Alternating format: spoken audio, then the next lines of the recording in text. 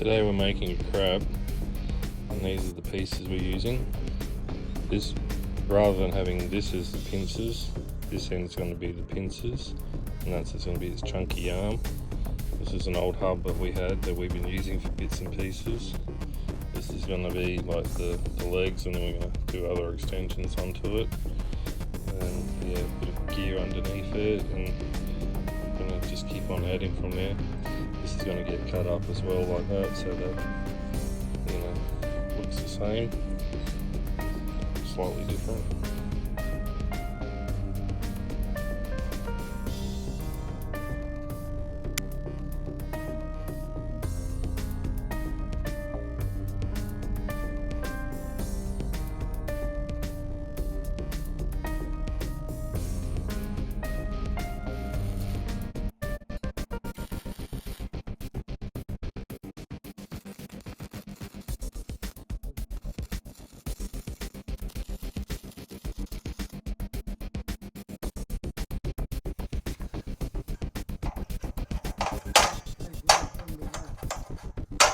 Adjust the swimmers. Right, look at that.